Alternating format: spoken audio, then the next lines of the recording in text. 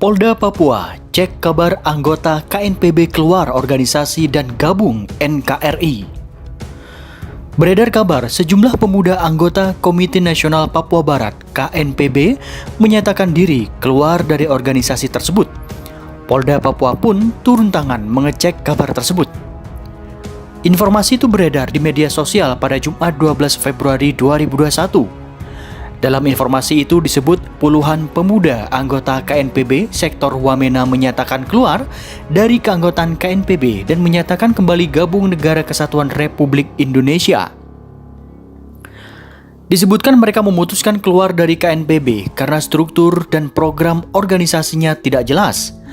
Mereka juga disebut kecewa karena janji KNPB ingin memajukan masyarakat Papua tak sesuai kenyataan. Dalam postingan yang beredar, ditampilkan sejumlah pemuda membakar bendera KNPB. Terkait informasi itu, Polda Papua mengaku masih mengecek kebenaran informasi itu. Polda Papua juga mendapat informasi itu dari media sosial. Kabid Humas Polda Metro Jaya, Kombes Ahmad Mustafa Kamal mengatakan bahwa jika informasi tersebut benar merupakan keputusan yang baik. Dia mengatakan saat ini pemerintah terus berupaya menyejahterakan rakyat Papua. Dia berharap begitu atas kesadaran pribadi akan tertanam jiwa nasionalisme. Karena sayang, sementara pemerintah daerah, pemerintah pusat berupaya semaksimal mungkin menyejahterakan masyarakat. Di titik tertentu, masih ada warga yang apakah dia tidak tahu, apakah tidak puas terhadap NKRI? Kita rasakan kita sangat bersyukur, tapi kita masih klarifikasi dulu untuk cross-check kembali. Pemuda Papua mendukung penumpasan OPM. Organisasi Papua Merdeka atau OPM yang terus meresahkan warga Papua membuat aksinya selalu dicemooh. Pemberantasan organisasi separatis terus dilakukan oleh aparat. Para pemuda Papua juga mendukung penumpasan OPM karena mereka cinta NKRI dan tidak mau Indonesia dirusak kedaulatannya oleh kaum separatis.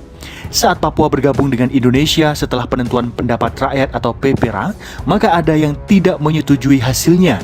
Mereka membentuk organisasi Papua Merdeka atau OPM dan ngotot ingin berdikari. Alasannya, mereka dapat merdeka dan mengatur wilayahnya sendiri. Padahal menurut hukum internasional, bekas jajahan Belanda menjadi wilayah Republik Indonesia termasuk Papua. Para pemuda Papua mendukung pemerintah dan tidak mau bergabung dengan OPM. Mereka malah mendukung pemberantasan organisasi separatis tersebut karena selalu meresahkan masyarakat. OPM dan KKB selalu sering menyakiti hati warga sipil dengan melakukan penembakan dan penyerangan yang membabi buta. OPM bahkan pernah ketahuan menggunakan warga sipil Papua sebagai tameng hidup ketika mereka menyerang aparat. Peristiwa ini sangat memilukan. Karena bagaimana bisa mereka tega membuat saudara sesukunya jadi korban jiwa hanya demi ancaman pada aparat dan masyarakat lain. Para pemuda Papua berbondong-bondong mendaftar jadi tentara karena ingin membela wilayahnya. Jika mereka sudah resmi jadi anggota TNI, maka bisa membela warga sipil dan ikut ke hutan dan pegunungan dalam rangka pencarian markas OPM. Pemberantasan organisasi ini sangat penting karena mereka merusak kedamaian di bumi Cendrawasih.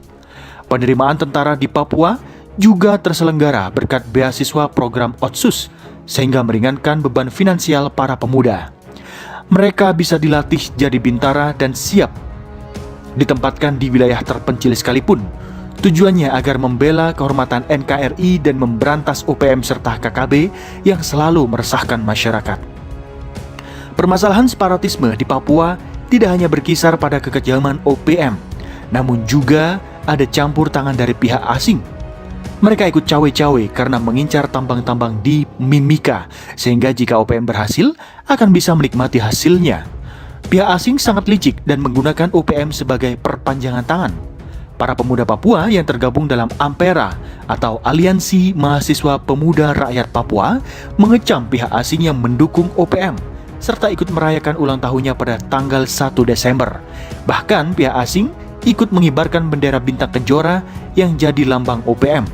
Peristiwa itu adalah sebuah penghinaan besar bagi Indonesia. Ampera meminta pemerintah Indonesia lebih gencar dalam memberantas OPM karena permasalahan separatisme ini merembet ke banyak hal lain Selain mengancam kedaulatan negara dan merusak perdamaian, maka separatisme juga membuat negeri lain merendahkan Indonesia. Pihak asing sengaja melakukan propaganda pada OPM agar terus memberontak dan mendirikan Republik Federal Papua Barat. Namun ketika berhasil merdeka, bukannya kebahagiaan yang didapat, melainkan kesengsaraan. Karena pihak asing akan menjadikan pemimpin OPM sebagai presiden boneka dan mengeruk dalam-dalam kekayaan Papua.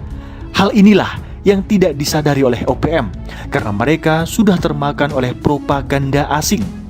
Mereka tidak berpikir jernih dan melihat betapa besar perubahan pada Papua saat era Presiden Joko Widodo. Sekarang, Papua makin cantik dan maju berkat jalan Trans Papua, jembatan Yotefa, Bandara Internasional Sentani, dan berbagai infrastruktur lainnya. Pemuda Papua mendukung penuh perjuangan aparat untuk memberantas OPM. Mereka juga mengimbau para remaja untuk cinta NKRI dan melarang untuk terbujuk oleh KKB karena kelompok kriminal bersenjata itu sering mengincar ABG sebagai kader baru. Jika remaja diberi penjelasan, maka akan menjauh dari OPM dan KKB. Para pemuda Papua mencela tindakan OPM yang di luar batas dan nekat membunuh orang yang tidak bersalah. Padahal korbannya adalah saudara sesuku, namun mereka tetap melakukan kejaman. Pemberantasan OPM sangat perlu untuk dilakukan agar mereka tidak meresahkan masyarakat dan merusak. Pemerintah dinilai memainkan istilah dalam masalah Papua. Jurnalis dan filmmaker Febriana Firdaus menilai selama ini pemerintah memainkan istilah dalam masalah di Papua. Ia mengatakan misalnya tahanan politik atau TAPOL disebut tahanan makar atau Tentara Nasional Pembebasan Papua Barat TPNPB dan Organisasi Papua Merdeka OPM sebagai kelompok kriminal bersenjata. Menurutnya, padahal dalam beberapa kasus pembunuhan warga sipil di Papua juga ada yang dilakukan aparat keamanan. Dia juga mengkritik kebijakan Presiden Joko Widodo pada periode pertama yang membebaskan para Tapol dari Ambon hingga Papua yang dianggap pencitraan.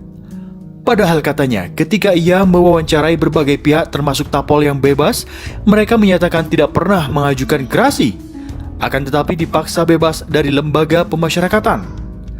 Pemerintah membuat narasi sendiri, mengerahkan semua kekuatannya yang menguasai pemberitaan di media.